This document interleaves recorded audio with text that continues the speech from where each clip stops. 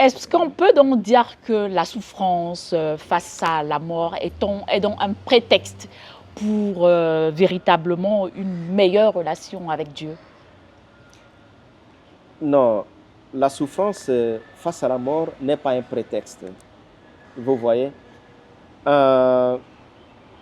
nous sommes créés de personnes différentes, individuelles.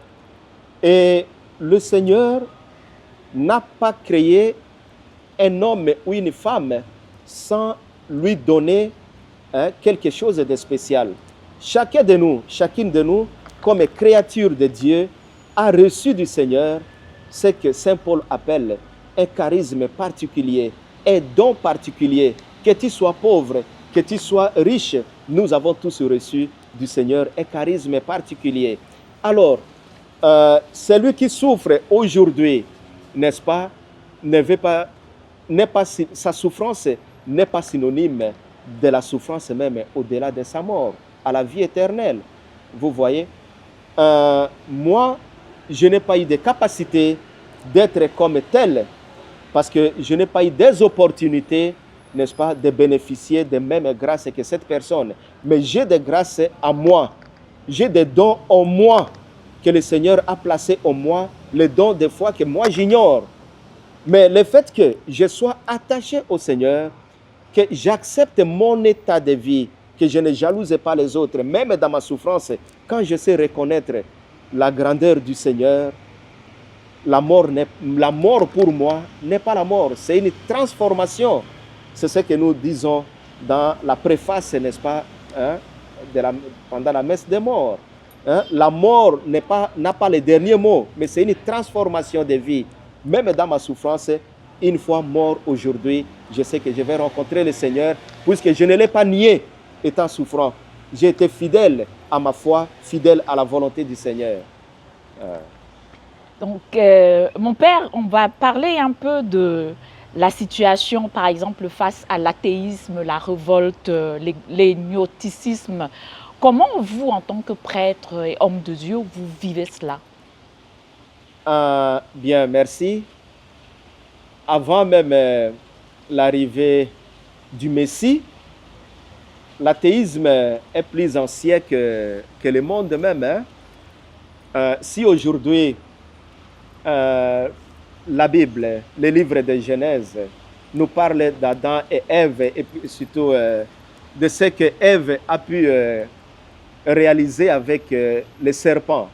Les serpents, moi je vous ai enseigné dans la mariologie, n'est-ce pas, représentait pour les Juifs les dieux païens.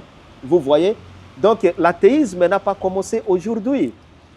Croire à d'autres dieux, à d'autres divinités, c'est une conception plus ancienne.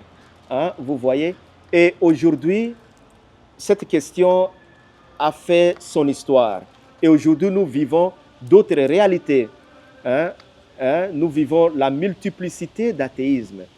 Et nous, vous me posez la question aujourd'hui, moi comme prêtre, comme homme de Dieu, quel est mon point de vue par rapport à ça? Qu'est-ce qui peut être mon point de vue si ce n'est pas le point de vue de l'Évangile? Le point de vue de l'Évangile. Nous n'avons qu'un seul Dieu, le vrai Dieu, celui qui a créé le ciel et la terre. Et moi, à nos chrétiens, aux fidèles chrétiens catholiques, nous leur demandons toujours de rester fidèles à leur baptême. Rester fidèles à notre baptême. Parce que par notre baptême, nous avons reçu, n'est-ce pas, les marques du Seigneur. Les marques du Seigneur. Et Jésus lui-même nous l'a bien enseigné dans son vivant. Regardez, il y a des faux prêtres, des faux pasteurs, des faux hommes de Dieu qui viendront, qui opéreront même des miracles en mon nom. Mais hélas, faites attention, ne les suivez pas. Restez fidèles à l'enseignement que moi je vous donne. Restez fidèles, restons fidèles. à l'enseignement des apôtres. Restons fidèles à l'enseignement des apôtres. Restons fidèles à l'évangile. Si on vient nous enseigner les contraires de l'évangile, comme dit Saint Paul, si quelqu'un vient vous enseigner les contraires de ce que nous vous enseignons, alors qu'il soit anathème. Qu'il soit anathème. Et ça, c'est la doctrine de l'Église. L'Église ne nous demande que de suivre la voie de l'Évangile, l'Évangile de la vie. Comme Jésus lui-même nous dit, moi, je suis le chemin, je suis la vérité et je suis la vie. Et c'est ce que moi, répondant à votre question, j'enseigne au quotidien aux fidèles chrétiens catholiques. Nous sommes là, il y a beaucoup de croyances, il y a beaucoup de divinités, mais toi comme chrétien, comme chrétienne, et moi comme serviteur de Dieu, vous et moi, nous sommes tous invités à suivre le chemin du Seigneur. C'est lui notre chemin. En dehors de lui, nous n'avons pas un autre chemin. Et c'est ce chemin-là qui nous conduit vers la vérité.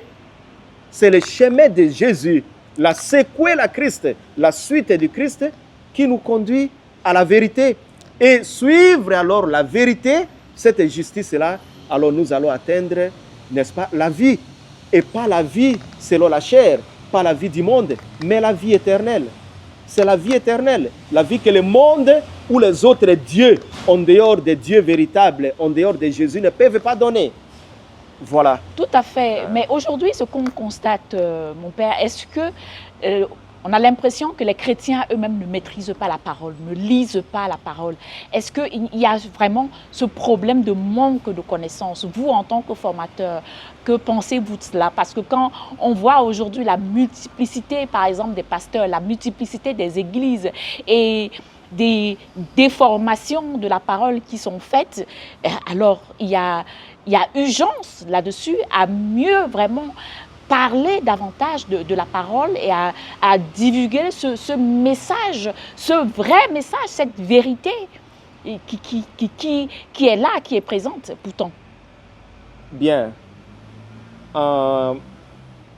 Nous avons une grande richesse au niveau de l'Église pour ce qui est de la lecture de la parole de Dieu.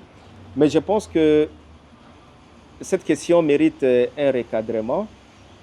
C'est-à-dire, depuis le Concile Vatican II, avec les 16 documents conciliaires, je vais évoquer ici seulement 2 documents, notamment Dei Verbum, n'est-ce pas, la parole de Dieu, hein, et puis Sacrosanctum Concilium, hein, sur la liturgie.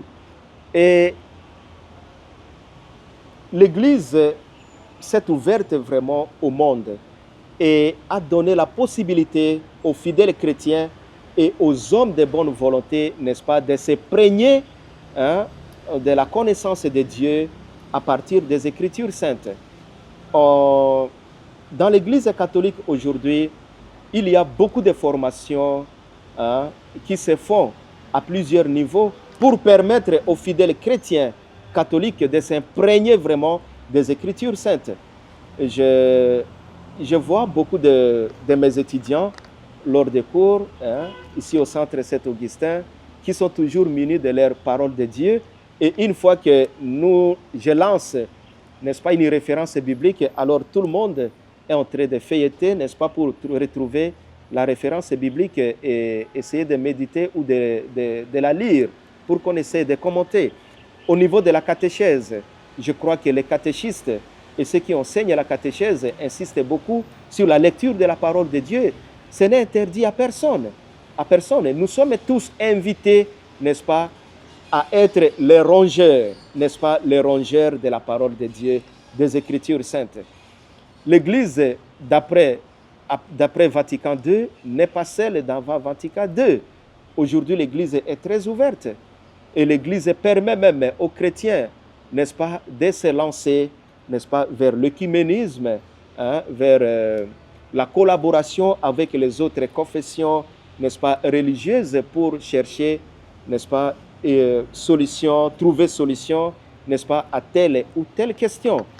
On n'interdit pas aujourd'hui aux chrétiens fidèles catholiques de ne pas lire la parole de Dieu. Non, au contraire, l'Église encourage les fidèles, n'est-ce pas, à lire la parole de Dieu Mais hélas, pas de l'interpréter de leur manière, mais de suivre, n'est-ce pas, ce que l'Église enseigne comme doctrine, n'est-ce pas, inspirée des Écritures saintes.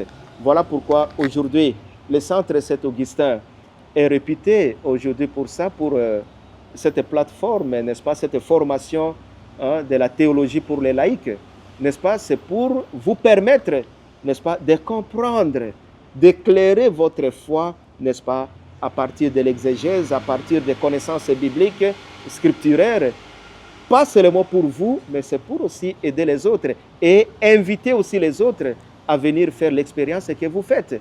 Et cela à plusieurs niveaux. Il n'est interdit à personne aujourd'hui, laïque ou ecclésiastique, d'approfondir ses connaissances de Dieu à partir des Écritures saintes. Merci beaucoup, mon père. On va prendre une petite pause et on vous revient tout de suite.